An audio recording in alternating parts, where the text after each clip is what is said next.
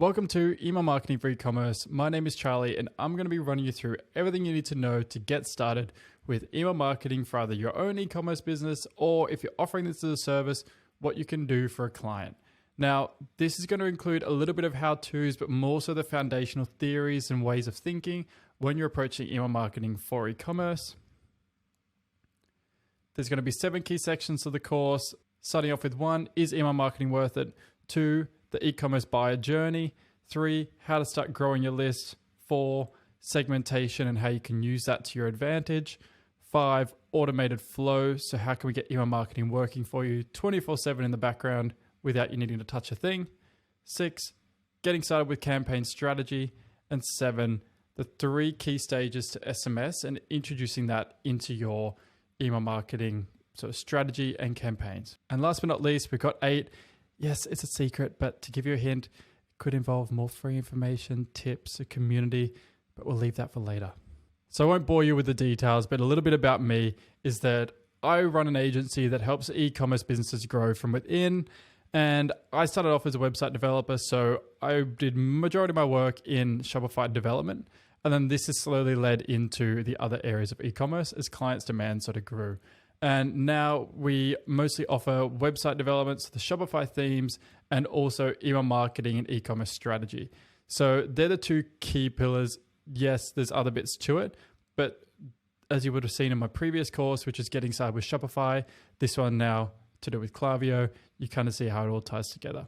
But the idea with it, how everything's moving, is how can we help e-commerce businesses grow from within so they actually don't need an agency. It's basically how can we give them everything they need to know so they can start growing without needing to pay for an agency or outsource it to people like us. We want to give them all the frameworks and information they need so they can build and train from within with their internal teams. But if you want any more info, feel free to head over to hellodifferent.com or just send me a message and I'd love to chat with you. As I got in the last course, a lot of you reached out with different questions around things to do on your website or best practices, so more than happy to help in this case too. Now, just before we jump into it, this is a getting started checklist for you. If you haven't done anything to do with email marketing or you're just thinking about getting started and don't know where to begin, this is going to be a little quick checklist for you. I'll attach this as a PDF somewhere in the course notes or along the way, or feel free to just come back to this slide and you can refer to it. But these are just a few key things that if you're going to do the minimum, just start with this as your minimum checklist. But as we go through, I'll be guiding you through pretty much all of this plus a little bit more. So at the end, you'll have even more to add to this list if you want to. But the best bit is most of this doesn't require too much upfront work. As you'll see once you go through the course, you're going to be able to set most of this up within a couple of hours to a day. It just depends how attention to detail you are. If you're like me and you're going to spend a lot of time changing the spacing by 1 pixel at a time, it might take you a bit longer. But if you're happy with sort of the templates and the practices that I'll be showing you, you'll be able to do it super quick. So keep this as a reference and you can come back to it. Otherwise, just feel free to check it off as you go, as we will be going through each of these stages one at a time. So with that being said, I can't wait to have you a part of this course and let's jump into it. So is email marketing really worth it? And honestly, no. It is not worth not having email marketing because you're only going to be leaving a ridiculous amount of money on the table and missed opportunity to connect and nurture your customers before and after purchasing. So short answer, yes, but here's a few reasons why. So 5 key use cases as to why email marketing is worth it for your e-commerce business or your client's business is 1, it helps you to grow your subscriber list and convert first-time shoppers as you can capture the email, take them on a journey, and show them why they should trust your brand and purchase your product. 2, recover abandoned sessions. This is abandoned cart or browse abandonment. Once we got that email, we can trigger different emails based on the behaviors.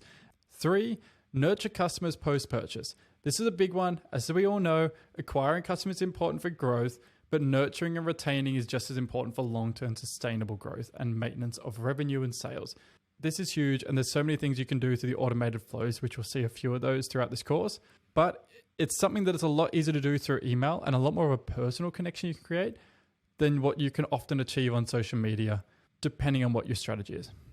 4, engage your best customers. Now, this is often seen as your VIP list, but we've all often felt like I've purchased so much from this company, they should give back something to me, or I should be a valued customer. That's what we want to create the feeling of for different customers. And email helps you do that so well in that you can talk directly to them and have it all based on the data and analytics in front of you.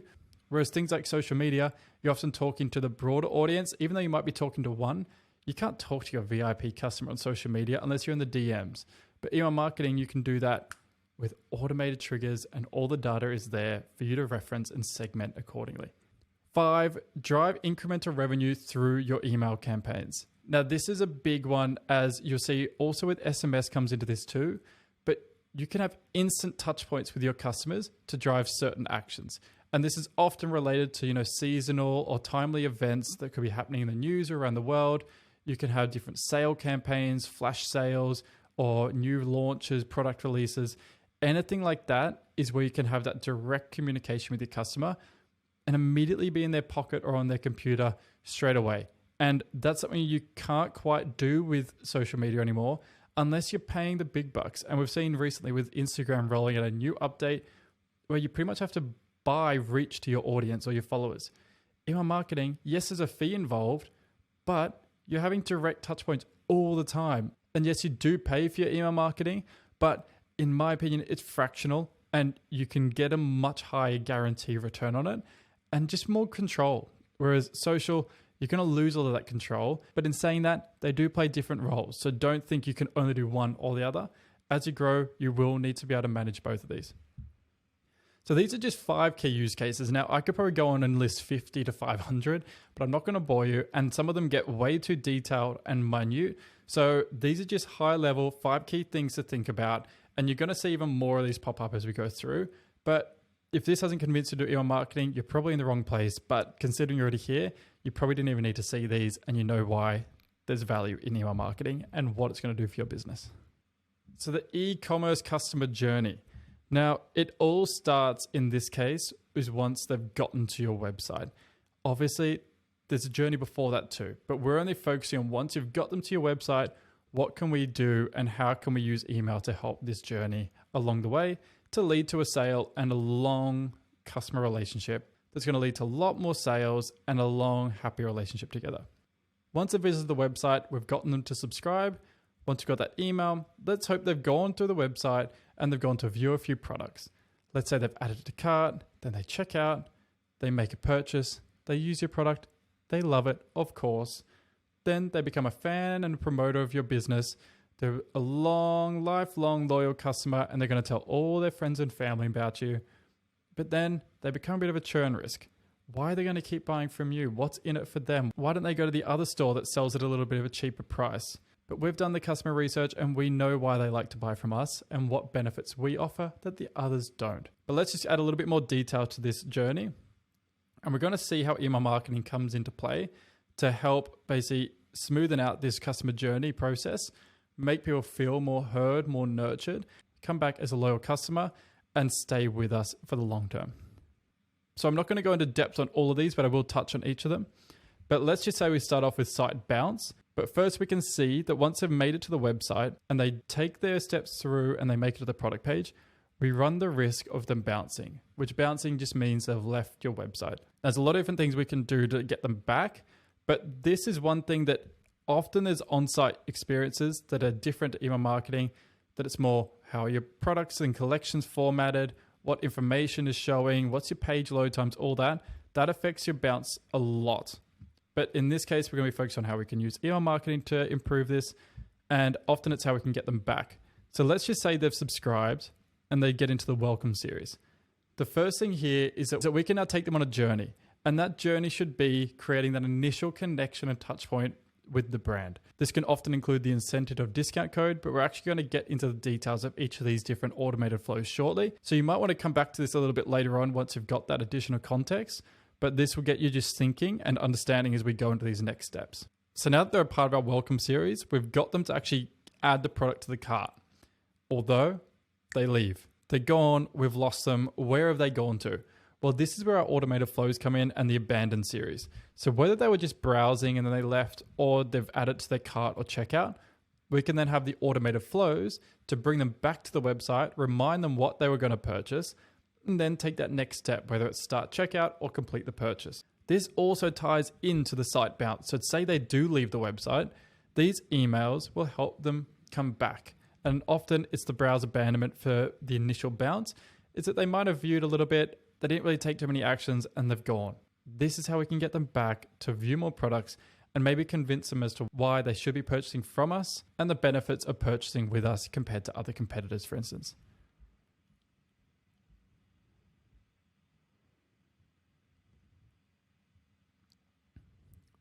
Now, beyond the automated flows here that are to do with the Abandoned series, we can also see down the bottom here, now upsell can be a part of your email marketing where after they purchase something, we can trigger different post-purchase flows or emails to be sent based on the category or the product they purchase to give them upsell opportunity as to, recommendations or different things to pair what they bought with. So, buy this top, it pairs well with the pants you've just bought.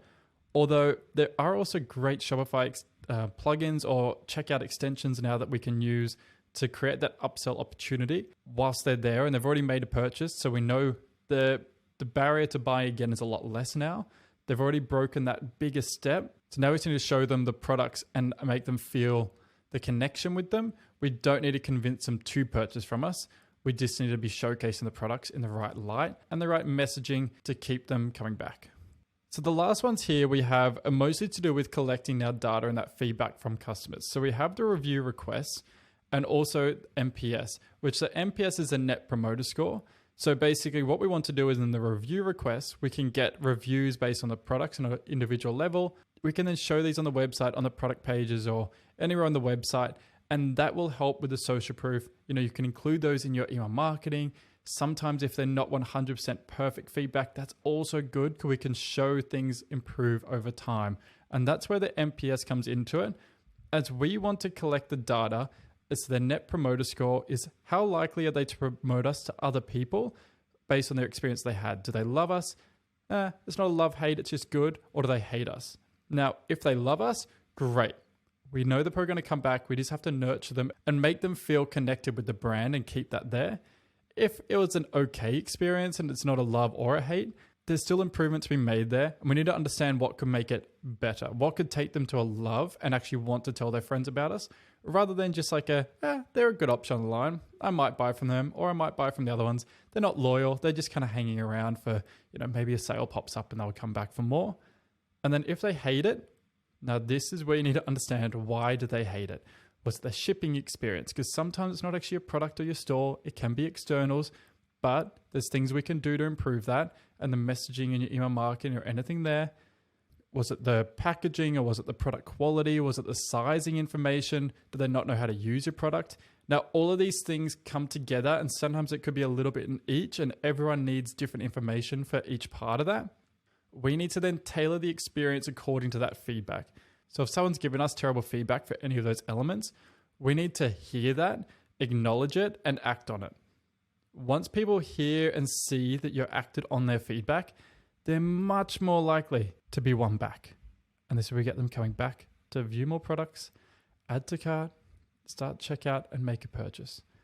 If we can get them coming back to do that, you've then officially looped the cycle.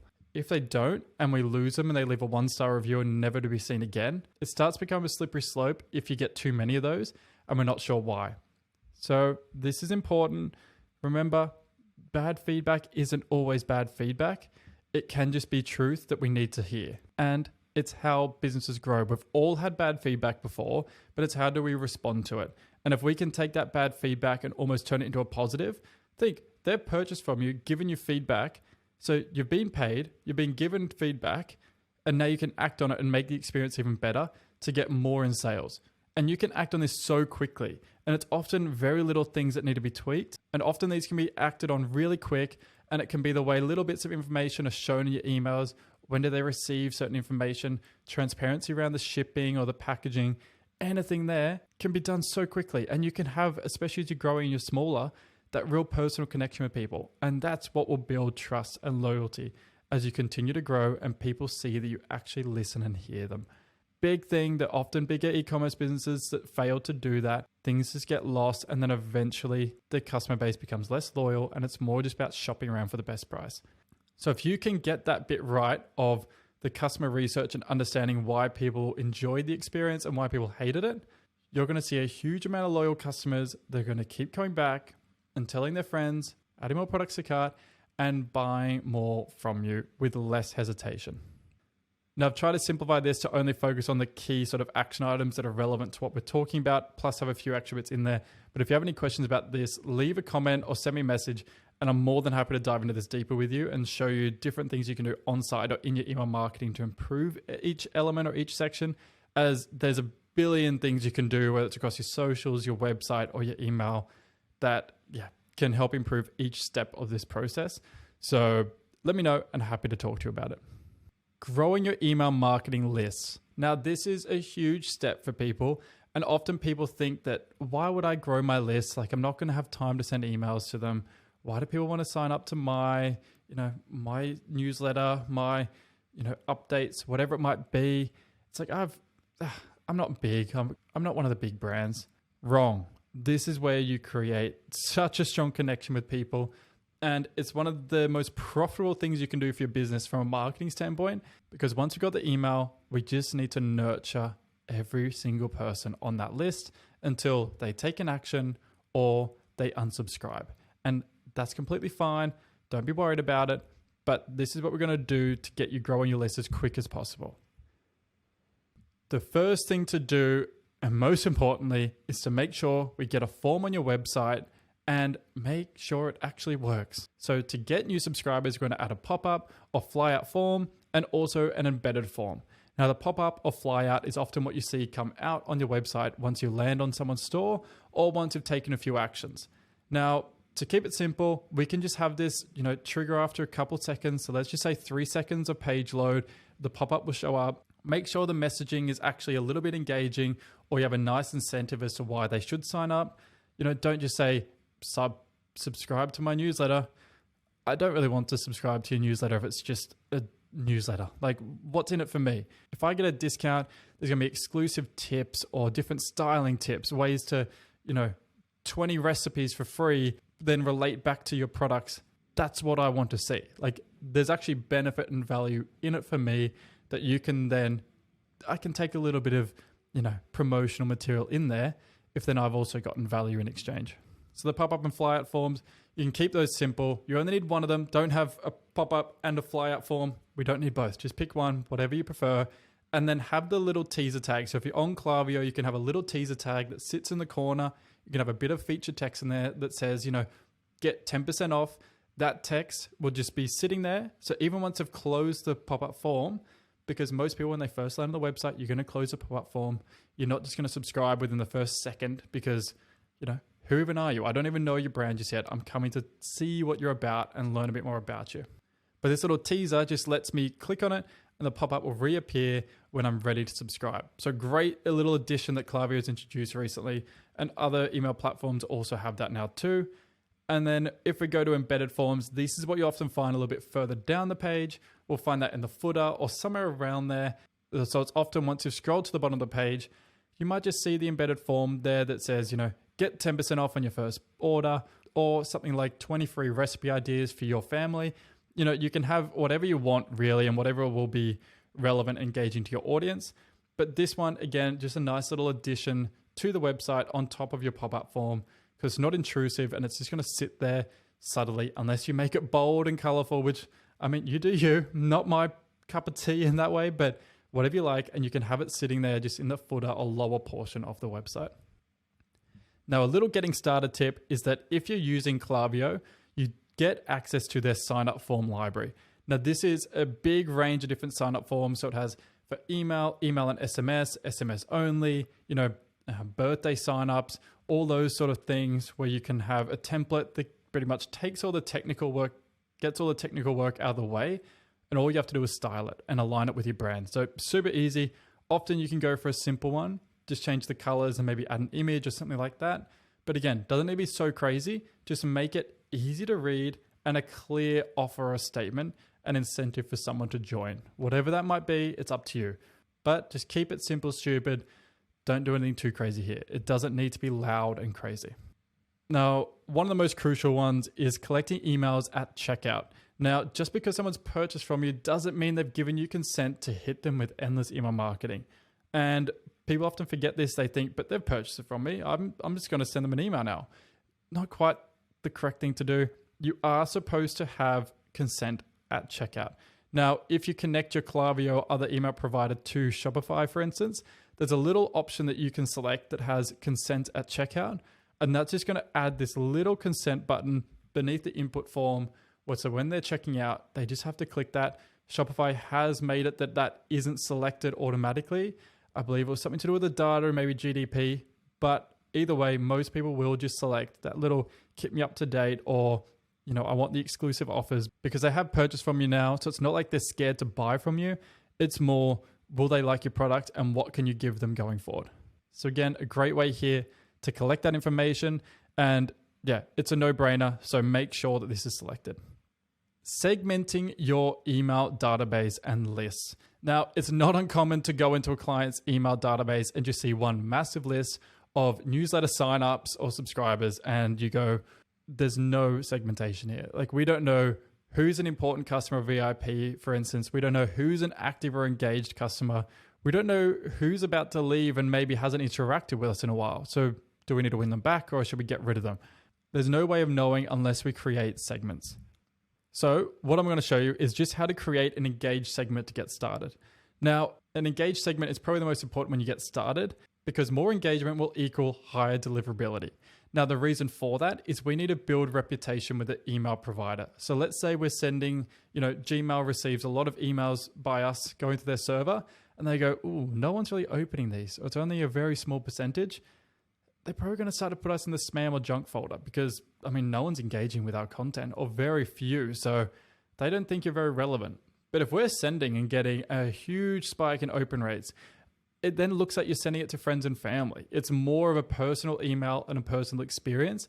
So you're going to have much higher deliverability and less likely chance of being thrown into that spam or junk or promotions tab. So we want to create as high of engagement as possible. So it's quite simple. What we're going to do is create a segment with the filters based on, are they subscribed? Have they opened an email from us in the last 30 days? And have they actually clicked through from one of those emails in the last 30 days? Now, this is going to create a highly engaged list of people, or segment in this case, that we can then send these campaigns and have high faith that we're going to see some great performance metrics from that campaign. And we're probably going to start to build more reputation with these email providers and continue to see higher open rates and deliverability as time goes on and our email list continues to grow. There's obviously a lot of different segments that we can create, but if you're just getting started, just start with this one. You'll get the gist of it. You'll start to see the different filters and conditions you can apply. And even as you work through everything, you'll start to see the different sort of segments that you want to put customers in and how it relates to your business. But if you have any questions, send me a message or leave a comment and I'll be sure to help you come up with a few ideas or how it could apply to your business and the business model that you have or the product you're offering. Automated flows essentials. Now, this is one of my favorite parts of email marketing. Automation. Who doesn't love it? It's something that we can set up once and have it just working away 24/7 in the background. It's like if you have a store and you have someone managing this floor of the store and the whole day, 24/7, they're just there talking to customers. They know if the customer's coming back for a second time. They know if they're interested in buying 4 different things. They know how much they've spent in the past. They know if they're a new customer that has just looked through the window, shown a little bit of interest and then left. That's basically what automated flows are. And it's a big game changer for a lot of businesses or clients that have come to us that haven't had automated flows, but had good amount of traffic or emails already subscribed. They're often shocked by the revenue increase they see in that first 1 to 2 months of once they're put in place. It's huge. Conversion rates go up, returning customers go up. It's a great addition and it's super easy to implement for your own business. So make sure you have these in place. And a huge getting started tip is that Klaviyo has a library of these automated flows basically ready to plug and play. And the flows that I've chosen are the most essential and also a part of Klaviyo's flow library. So this means your setup time goes down to next to nothing. You can have these set up now super quick and all you have to focus on is a little bit of creative. You don't have to worry about learning the technical know-how of how to set these up and the different filter requirements or conditions. It's all taken care of. So we can focus on just making them look pretty, add your branding, your personal touch, and we're going to get through each of these key flows and just focus on why we want to use each of these flows and also what to include in each of these. So starting off with the welcome series, this is obviously the most important because, first impressions do matter. And this is the first touch point that we have with a customer once they've signed up to our email list. Now, a welcome series is sent directly after they've signed up. So you might have had an incentive or some sort of value offer in that sign up form that is incentivizing someone to enter the email address or mobile number. And this is what they're going to receive after doing that. So the first thing is that this is going to be triggered immediately. We want them to receive this email straight away. There's nothing worse than filling in a form for, a discount code or a piece of content. Then you have to wait a couple hours. By the time it comes through, you're already gone off, you're out on a walk, and then you get home and it's either down your list of emails or you've forgotten about it and you can't be bothered anymore. So we want to make sure this instantly hits the inbox. Whatever that incentive or value offer was, make sure it is front and center in the email. We want this loud and clear. We don't want any confusion. We want to welcome the person and give them what they want. We don't want to mess around here. Just keep it nice and simple, please. It'll make their journey and their experience so much nicer, and no one likes having to actually search for the sign up incentive or value offer. We want it just right there. Just a nice call to action. Clear, button, bang. Got it. Now you can see here there's actually 3 stages to this welcome series. Some people might have only 1 email here. Often, probably minimum, try to have 3 if you can. And then some people might have a lot more, and they might have different conditional splits too. It could be based on your location. It could be based on how much information you've provided, what are the actions you've taken on the website. Lots of different things here. But the main thing here is email 1, give them what they want. We want to give them the offer or the incentive. Email 2, we want to tie it back to how can they engage with you? How can they connect with the brand on a deeper level? So that can often include stories, or it can include, follow us on social media, anything like that. Again, connecting with the brand on a deeper level than just maybe purchasing a one-off product. And then 3, in this case, an example is, they can check out your best sellers. So if they haven't purchased already or done a thing, we can send them that. But this is where you can get a little bit more technical. And if they've made an action and purchased a product, we can then send them a different way. So they might not need to see your best sellers anymore. We can send them on a more deep and meaningful path where it can be, a message from the founder, join our X community, take a look at these free resources or these free tips or whatever it might be. This is just another way, again, we're welcoming them to the brand, to the business, and wanting to build that connection with them. The first impression does matter. Here are a few examples for the welcome series. Now, again, when offering an incentive, make sure the discount or the piece of content, whatever it might be, or whatever you promise to them in that sign-up form is clearly accessible. So you can see in the middle here, it's obviously a 15% off discount incentive when you sign up. They have it super clear. Welcome to Italic. Enjoy 15% off your first order. Boom. You don't need anything more than that. You could have like a, hi John, welcome to Italic. We look forward to having you here. Here's our 15% off discount code for your first order. Keep it clear. You can have a bit more below that, but don't make them scroll or search for it. Just keep it clear. And if you're not using a discount offer for the incentive, connect them with the brand. Build on the story and your why and why they will connect with you, because that's where you'll get a deeper connection. And a discount code isn't always necessary, but your why and your purpose might align with theirs. And that's where they will then feel a stronger connection with your brand and likely come back and want to purchase from you too. So you can see in the third one here, they're not offering a discount incentive just yet, but they're focusing on their why and their purpose. So they believe in teaching kids about quality. Now, this could be great for, young parents or older parents, whoever it might be, that is more focused on good quality material and how that might, affect the skin of their children when they wear it, or where is that material sourced from? How long will it last? Is it, fast fashion or is it slow fashion?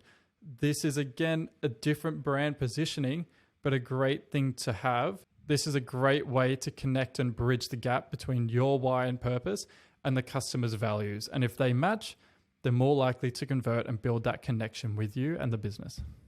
Abandoned cart flow. Now, this one is huge. If you don't have this, well, I don't know what you're doing, but you're leaving money on the table. So the good news is that you're here and you can then take this action to make more money pretty much immediately. Now, people do get distracted. We all know that. You probably got distracted while watching these videos, and maybe I'm boring, or maybe just something else popped up, or your phone went ding and off you go. But the average cart is abandoned approximately 70% of the time. Think, out of 10 people that get to the cart, 7 of those they're gonna leave. They're gonna abandon you. They're gonna leave you sitting there in the corner wondering, why did they leave? Now, it gets even worse. If they're on mobile, over 85%. So 8.5 people out of 10 are going to leave their cart. They're going to leave the products there, just feeling all lonely, and that sale could be gone. If you don't have a way of talking to them and communicating with them, you've lost that sale. Good luck to you. They're not coming back probably. They're going to get distracted by something else. They're going to go to 5 other stores and probably get distracted by most of those until someone gives them a reason why and draws them back for more. So this is a super simple one. Again, you can have as much complexity in these emails as you want, but a simple starting flow that Klaviyo will provide you with is a 2-step series. Now, the trigger is that the abandoned cart or the checkout stage. You can have different ones for checkout and cart, but let's just start with this for now. And also will filter out people that if they have triggered the abandoned flow, they will then be filtered out if they make a purchase between the time of the trigger and the time it actually gets sent. So if it's in that 4 hours or between the second email, which is that next 20-hour gap, they won't receive it if they make a purchase. So don't worry about getting weird, mixed messaging of people getting a discount code after the fact. That won't happen. So unlike the welcome series, we don't want to hit them immediately. If they've gotten distracted, it could be they had to rush off to pick up the kids from school. It could be, something was burning on the stove. It could be that they had to go off to a gym training session. Whatever it is, we want to probably leave that a couple hours, whether it's 2 to 4 hours, give or take. It depends on the product you're selling to, but this is something you can test. But let's just say we go with 4 hours delay. Then we want to hit them with an email that just reminds them, you've left something behind. We're thinking about you. Come back. Come on.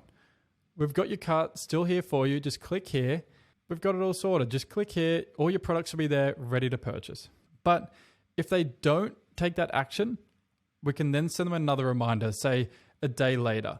Now, if you do this format where you send it 4 hours later, then 20 hours later, it means you then sent it exactly 1 day after. So it's probably the time that they're most likely to be using their phone or their laptop to be shopping online. So we're trying to time that. Obviously, it's not perfect because, one Tuesday they might have a gym session, then the next Wednesday they're out for drinks with friends.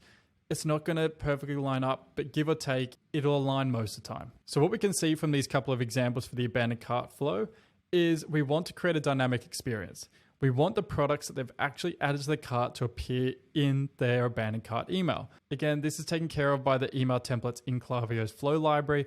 But if you don't know how to do this, send me a message and I can send you a resource on getting this set up. But more importantly, we want to create a little bit of urgency. So particularly in that second email, we want them to feel like those products are going to be gone. So the cart's expiring, or they get an incentive, so a discount code that's only going to last, 2 days, so 48 hours until this expires. We want them to have that feeling of an urgent action is required to get the products that they were looking at, and maybe just get them across the line. So if they were going to be like, I'll wait till next month to purchase these, we want to try to get them to purchase immediately. We want them to take an action.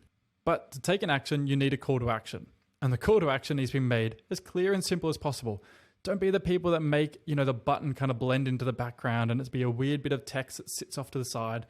Just make it simple, make it clear. Here you can see an orange add to cart button, a black add to cart button, which I would question the actual text color in that one just because it does blend in a little bit too much, but it can be different on your phone too. But this one I think is perfect. Complete your order with 20% off, activate 20% off. Plus you have the products featured below. This is awesome. Again, you don't have to do 20% off. It can just be an urgency headline. It can be a different sort of incentive, but something to think about and incorporate, because often if you've gotten them to this stage of actually adding to cart and ready to make a purchase, you've already done all that hard work to get them to that point. We don't want to lose them now. And if we can make them make that purchase, and then we can nurture them and then make them make another purchase down the line and create that lifelong relationship with them, that's where we'll see the return over the long term, rather than just that upfront initial return on ad spend or investment. So moving into the browse abandonment flow. Now, this one's often kept quite simple. It's not always a huge money maker, but it's a very simple, just nice to have. So people take time to buy, and we've all been window shoppers where we walk past the store, 20 times, we take a look in, and then we go on our merry way. We might go home and go, what was that store I was looking at? I remember I saw a shirt that I really loved in that store window, but I could not remember. So let's just think that of the 92% of people who visit a website for the first time, they're not there to purchase. They're just there to take a look, see what the brand's about, what products you have on offer, and do they connect with the brand or feel something when they're on your website and looking at your product. Now, good chance, connections aren't always love at first sight. They might take a little bit of time to build up. And with the browse abandonment, it does exactly that. It means that if I've gone to the website and it might be in your email list, but I've just looked at a product, or I could be coming back a few months after, joining that welcome series, and I'm looking at a product or two, and then I leave again. It's like I've just window glanced. I've just done a quick little window shop, glanced at to see what you have on offer or what might be new, and then I've left. But what if we could create that next touch point that I've walked past the shop, I've looked in the window, and as I've kept walking, someone's then come out and said something to me. Someone said, hey, did you see something you liked? Or did you have a question about this? Or were you not sure what size to get? Were you not sure what recipe book might be the right fit for you and your family? Or, I'm a little bit worried about the quality of the product. Well, I can tell you a little bit more about that. Think that's where the browse abandonment is a great way, again, just to provide that extra bit of touch point or information that will bridge the gap between what the customer is concerned about, what their values are, or what they're actually looking to get out of the product. We can then have that touch point to try convince them or just share that information to let them make a more educated decision rather than just continue to walk to the next store. Now, in these emails, if we look at some of the examples, the two key things is social proof is key. We want to show people that other people have purchased a product and they've also enjoyed it and they've gotten what they were expecting out of that product. And two is that we want to make sure it's relevant. So depending what they looked at, how they interacted with the website, we want to make sure that content is relevant and showing dynamically inside the emails. So we can see here, you can have a bit of a play on words, time to start spooning, dive back in. It's to do with their cereal boxes and it has a clear call to action, showcases the product, and you can see further down has a review, which is social proof for someone to read about the product and their experience with it. And the next one, it does exactly what we're mentioning about window shopping. It basically just tells them exactly as it is. Hey, were you window shopping? Or take another peek. And then it gives a clear call to action to keep browsing. But beneath that, it also provides a little bit more information about the product and the things that are included in the product that make it a little bit unique or different that might align with that customer. So you can see of the top two things there, they have only 7 grams of sugar and real ingredients. So if you're interested in more the healthy alternative to a sweet treat or anything like that, that's probably going to be for you. Post-purchase flows. So how can we create that connection with someone after they made a purchase that makes them feel seen and acknowledged for what they've just done? Because as we all know, nurturing of your customers means a longer term sustained growth. And that's exactly what we're after. 80% of your future revenue will likely come from just 20% of your existing customers. It's the old 80-20 rule. It's nothing new, but just think about it. Why would we want to only focus on acquiring new customers when if we actually have a good product, maintaining and nurturing that existing customer base is going to see a much greater return. It's going to see them telling more people about us and they're going to come back and buying more and more from you. And if you release any new products, they're not going to need to be convinced as to why, because they already love your product. They're going to just buy it because they trust you now. They have that connection and that relationship with you. So you can see here that Klaviyo's flow template has a super simple structure and it just waits a day after the purchase. If they've purchased for the first time, we send them a tailored email towards that. If they're purchasing again, we send a different message. And now you can start to see that if you have a first purchase, you get it's so great to see you here. Welcome on board. The second purchase, we now can tell that they've purchased for the second time. We're like, oh my gosh, thank you again. It's so great to see you back. Then you can even get more and more complex if you want. Depending how much they spend, you might send a different email. If they purchase 10 times, you might have a certain email go out. You can do different things, but the idea is just tailoring a small little personal message, nothing too crazy, but just to make someone feel like after you purchase something, you get a nice little message and connection with the brand. So the two key reasons for this is one being build the connection. So we're just adding that additional personal touch, and two, enhance the experience. So another thing you can do is if you're a brick and mortar store and someone comes in for a service or they buy something in store, we can also send them a follow-up to that too. And then we can build that sort of, connection between the in-store and the online. So let's just say they purchased in store, you've sent them an email saying, thank you for that. Now they see you have products online. They might order online from you next time. Let's just say they're passing through your area and they don't often go that way. Now they can just buy online. Or they might say, oh, I can get a 10% off discount online. I loved what I bought and I had such a great experience. I'm going to buy more. I'm going to buy a gift. I'm going to share this with a friend. There's so many things you can do. And again, you can reaffirm the different messages that the brand's trying to portray and how you connect with the customer's values or anything like that. And you can see here as natural nutrition is headed your way. What's that telling you? It's not saying, artificial preservatives are heading away. It's reaffirming that it's natural, nutritious, recipes or food or those sort of things that people are wanting when they're buying from you. And depending on your product and the time it actually takes to use your product, and then as you grow and scale, you can often have these in a separate flow, which can be your review request flow, as you saw in the user journey. But let's just say, to keep things simple when you first get started, you might know that the product takes X amount of time to deliver, X amount of time for the person to use that product. We can then have a simple one where we just add in the review request in this particular email, or we say ready for a refill, for instance. So you can see Graza has, how was your first taste of Graza? Ready for a refill? High quality olive oil that's meant to be squeezed, not saved.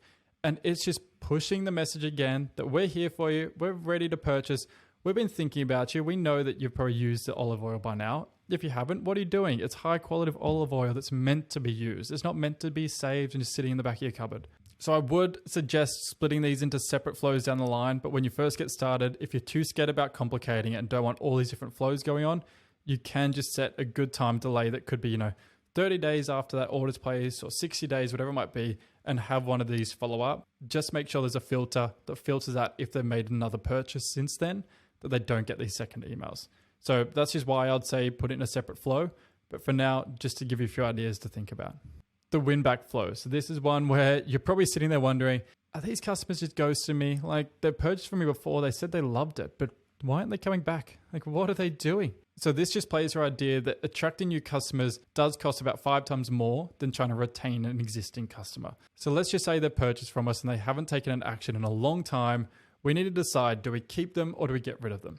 So we need to try to win them back. Everyone's going to have a different time delay for this. So the example is 75 days, but your product might be a lot shorter than that, or it could be a lot longer than that too. So what we want to do with the win back series is we want to make it exciting. We want to show off your trending products. What's new? What have they been missing out on? But we also need to show more than just a product. We don't want to just show that here's another product, because what if you're a store that only has 1 or 2 products? They're probably going to see it all before, and we don't want to just keep showing them the same thing because it hasn't worked in the past. So this can be where we show off how people have been using your product. Where has it been featured in the news recently with celebrities, with influencers on your social media? Has your following grown? Community grown? What's different about the business? Have you changed the way that you use your pack, your sustainability positioning? Whatever it could be, there's a few things that we can do, and how that relates to your customer is going to be different for everyone. But you can see here, there's a bit of a fun one in the first example is, due for a top up. Then they have a bit of a playful way of working through a yes or no diagram. And then the idea is it just engages you, because even when I looked at the example, I immediately started working through all the different yeses or nos. Now, the second example here plays a little bit different again. It's almost offering like you've created a personalized course for them, and you've given them a personalized course code that they can use, and it's ready for them to get started with and basically begin interacting with or learning from. Now, to me, it's almost like, I didn't ask for this course, but you've created a piece of information or content that's going to help me with whatever's related to the product that you're obviously selling and why they're purchasing from in the first place. If you're giving me a load of free information about that, that's probably going to be a good way to win me back and get me on board and intrigued and engaging with your brand again. Now, this third one, even though it's Venmo and it's not related directly to e-commerce, hey, it's still about getting people's attention and getting them back. And the messaging is quite good and quite simple for you to implement. It's, see what you've been missing. A simple QR code that you can scan and takes them to the app. But in your case, you can just have a button there that's going to directly lead up your website with whatever it is you want to see, whether it's a tailored collection, new releases, a little bit of a story, whatever it is. And then you can just list the what's new below. So that can be the new products, as I said, what's been happening on your socials with influencers, with celebrities, anything like that. Have that bit of social proof in there. It's a great way to win people back and get them re-engaging with your brand, whether it's on the website, to making a purchase, or on social media too. Now, if we look at the replenishment flow, this is a little bit similar to what we touched on just before in the post-purchase flow, that we can have little bits of this kind of tied into that. But let's just say you've made it to the stage where you want to separate the two, and it makes a lot of sense. So you sell a consumable. It's very clear that people will use it and want to buy again if they have enjoyed the product. And the reason why replenishment is so important is that if they have enjoyed the product, on average, you'll see these repeat customers spend 3 times more than a brand new customer. Think about it. If you're worried about someone coming on board and giving them a small incentive to make that first purchase, but then they don't make the purchase, because you don't want to lose that initial margin, you're then not only losing that first sale, you're also losing the chance for them to come back and spend 3 times more money. So the average order value is 3 times more in that second purchase or third purchase. That's huge. And if you can start to increase that, listen to why they purchase and increase that first order value, think about what that could do for your revenue. So in this template, let's just say, your consumer was quite quick.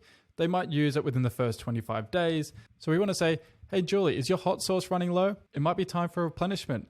If you like this one, you might want to buy a pack of 3, or you might want to subscribe to our subscribe and save model. See, you can start to build on the business model, your product offerings, and start to really tailor it to what people want, or more so what they actually need. They might not always know that they need a 3-pack, but if there's a good incentive as to why they should purchase it and they love your product, it's going to be a no-brainer. And it's the same for the subscribe and save too. So this is where you can do either some more direct or some funny ones, and similar to the Graza one with the olive oil, which that is a super clean and nice example of this too, is one being what they want. So the dynamic blocks that we can include is we know what they purchased in their first order. So we can now recommend things either similar to that or complement whatever they purchased then. And we can make it super easy to engage with the emails, because that's going to only lead to more sales. So we don't want any confusing, weird things like, oh, click here, then do this. And if you do this, you could get a subscription. It's sort of click here, add to cart, subscribe to a monthly subscription, or click here, add to cart, you've got a 3-pack on its way to your door. So you can be very direct and just say, hey, are you running low? Or you can be a little bit more funny with the magic spoon, for instance. Are you pouring smaller bowls? Because we've all been in a situation where, cereal is running low and you start to pour that little bit less to make it last longer. If you were literally doing that morning, and then on your way to work, you got an email and you're sitting on the bus and you go, oh my gosh, I was just doing exactly that. You're probably then going to add to cart, purchase another one, because you go, I actually love that cereal and I'm sick of trying to just ration this out longer. And I've been putting off buying this. You've just answered my own question, and I can check this off my to-do list by just clicking right here. Done. So now that we've got these automated flows in place, you're getting a good structure foundation to your email strategy now, we want to use this little tool in Klaviyo that's called Smart Sending, because what we don't want is people just be getting hit with a bombardment of emails. And let's just say you have campaigns going, new releases, updates, company updates, whatever it could be. Plus we have automated flows going everywhere. We don't want all of that. We don't want someone receiving 1,000 emails from you in a month, because they're gone. They're not going to come back to you. They're going to see you as just a big spammy giant, and no one wants to be that person. So what Smart Sending will allow you to do is that Klaviyo will check that when it's going to trigger an automated flow, beyond those initial filters or conditions that you have, it's going to see that, has this person received an email a bit too recently? Because if they have, we don't want to send them another email, because the risk of unsubscription is going to go through the roof. And it's not that they actually don't like us. They might just not like our email content. So we want to reduce as much as we can. And that's where Smart Sending comes into play, and super simple to toggle on.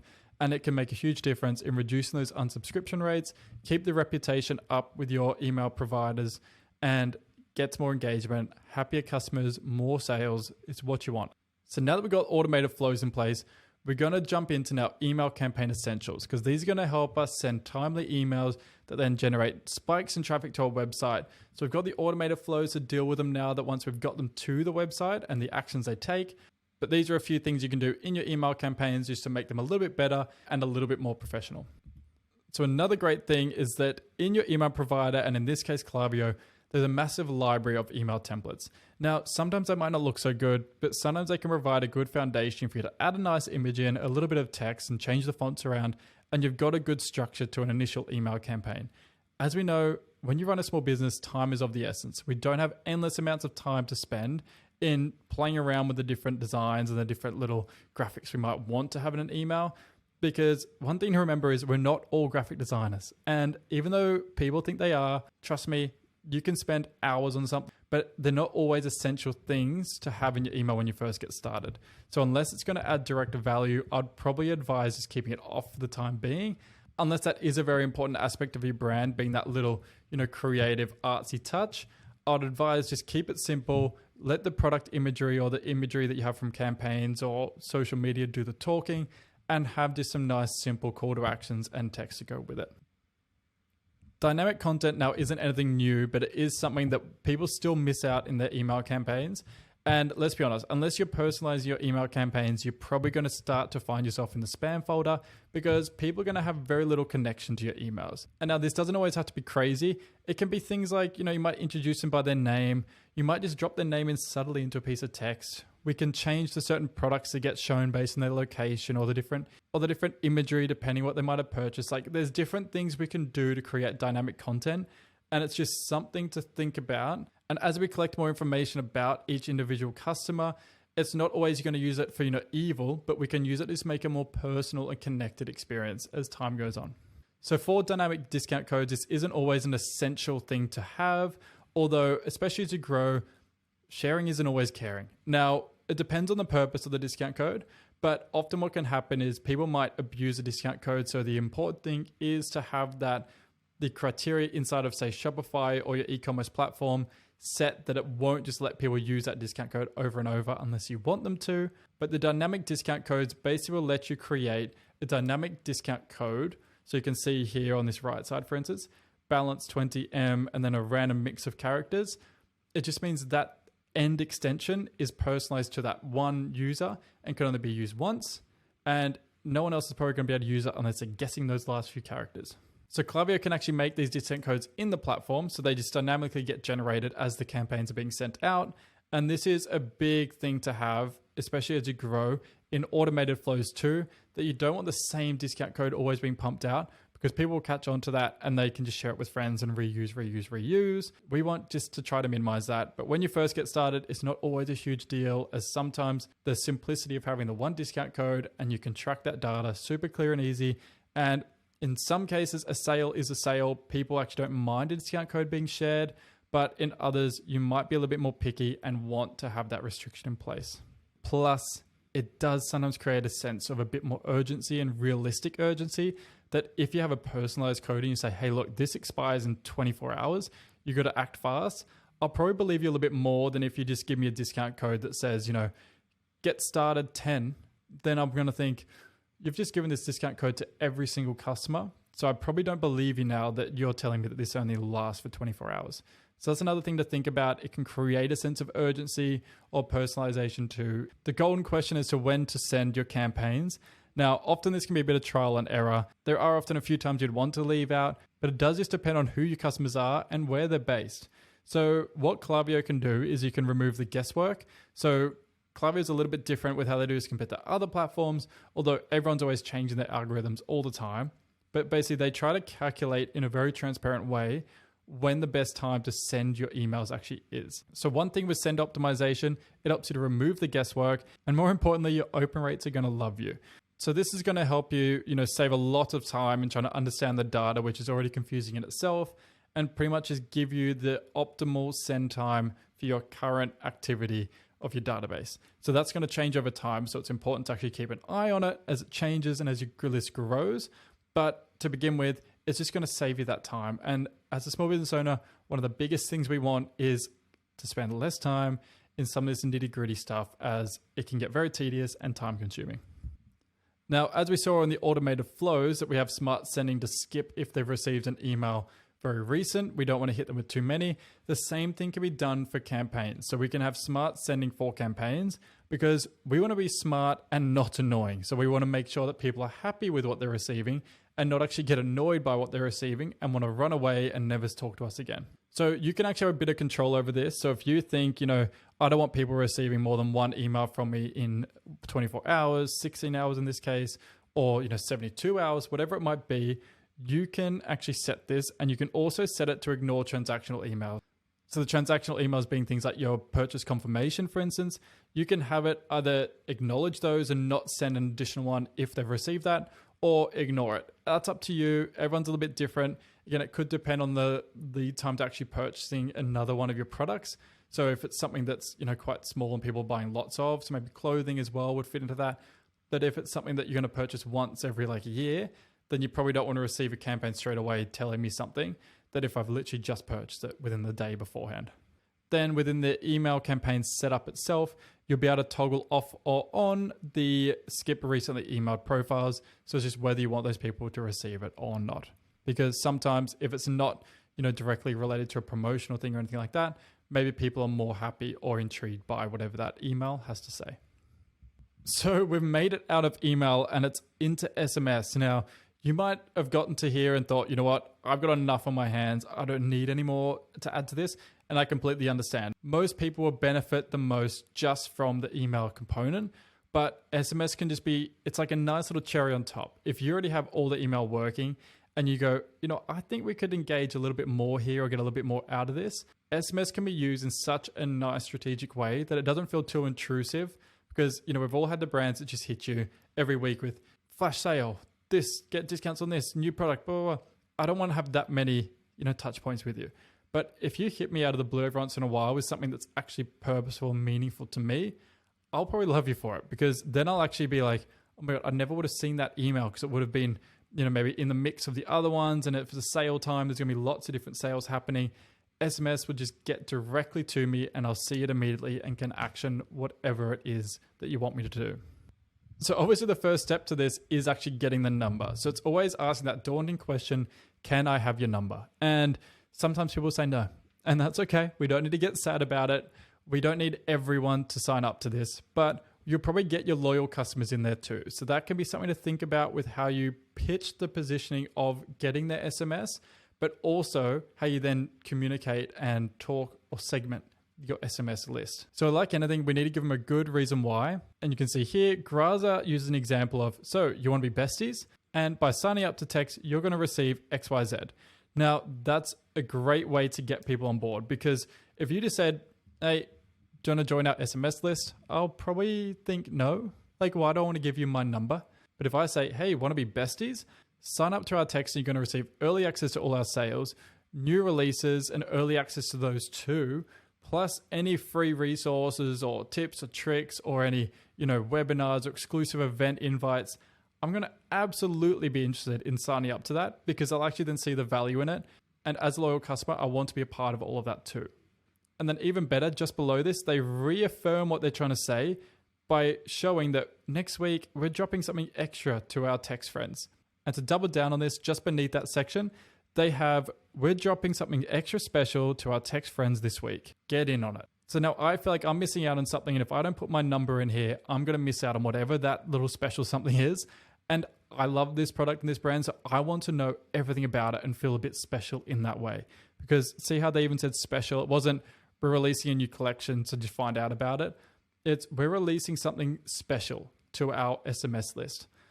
Great way to create that little bit of exclusivity and to draw more people in and feel like they're an important customer and they're getting an exclusive or special treatment in your brand. So Homage actually implemented this into their email strategy and they saw an 86% click rate on their first SMS campaign and a 9% conversion rate. And they had a 64% average click rate from their VIP customers on early access text. So you can see people are engaging with it.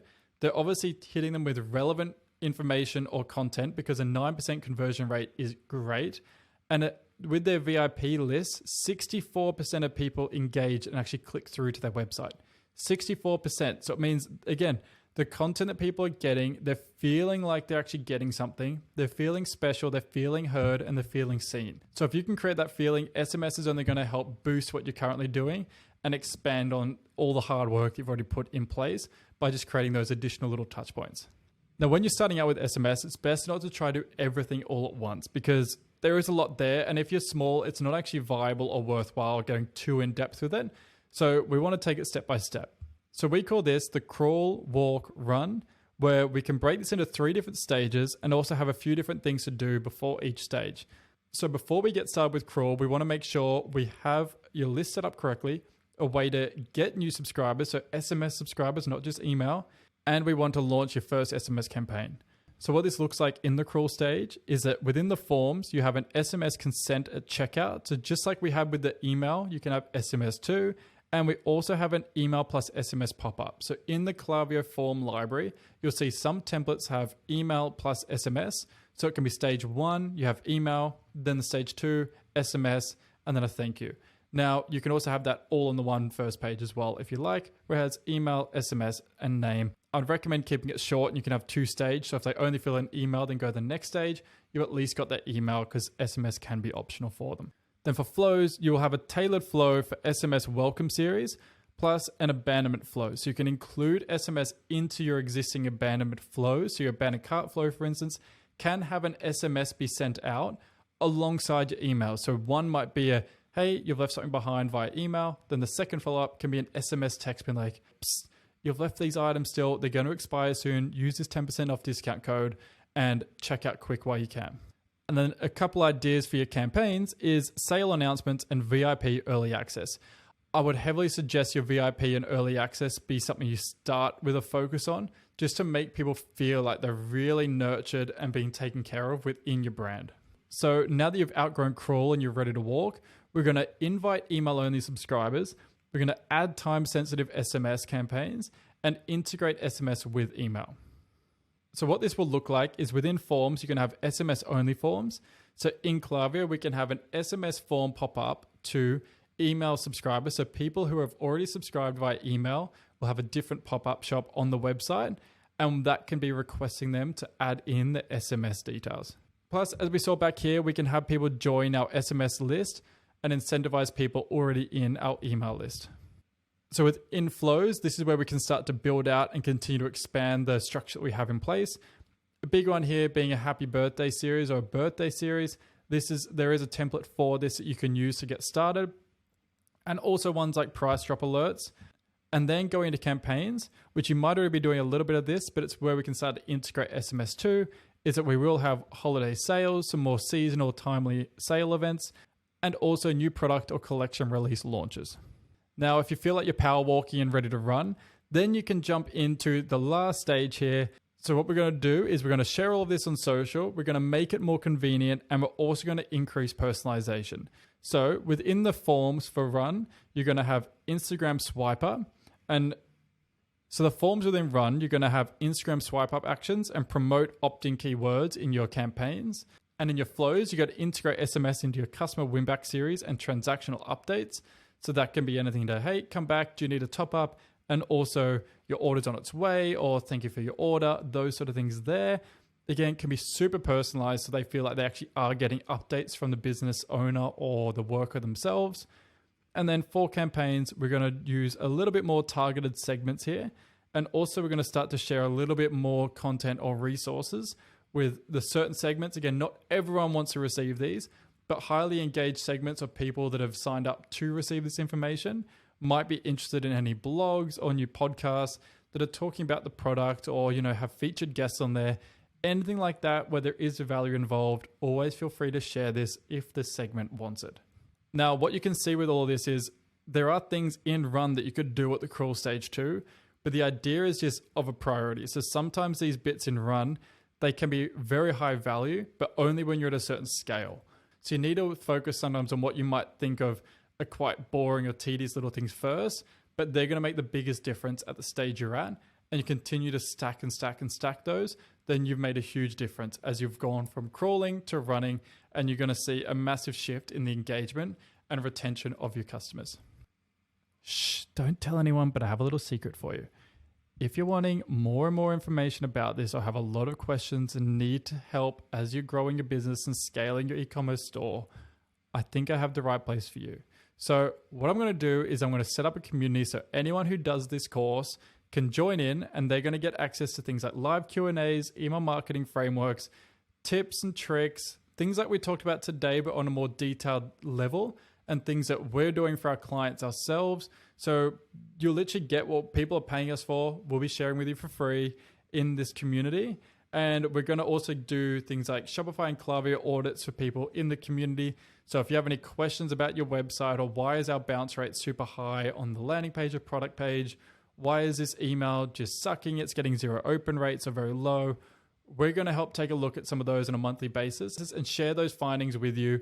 And yeah, you'll be able to implement all this yourself. And the idea is that we're helping you scale from within, because we want to help you go from small e-commerce business to a bigger e-commerce business. And then we can help you after that to help, build you an awesome website, take care of your email strategy, and help you develop all of that further. But basically, until then, we want to just give you everything for free and help you as much as we can and build a super awesome community around that. So scan the QR code or head to hellodifferent.com/community waitlist, And basically, once you enter the form down the bottom, I'll be in touch, and it will be a personal email, and I will be just sending you a bit more information to then how to access the community and then where we're going to take it from there. So if you have any other questions in the meantime, feel free to leave a comment or send me a message directly. Otherwise, it's been so great running you through all things email marketing for e-commerce. Otherwise, it's been so great having you here and running you through everything to do with e-commerce email marketing. And I can't wait to see the results you have while implementing all this yourself and what it's going to do for your e-commerce business. So talk to you soon and can't wait to share upcoming courses and resources with you.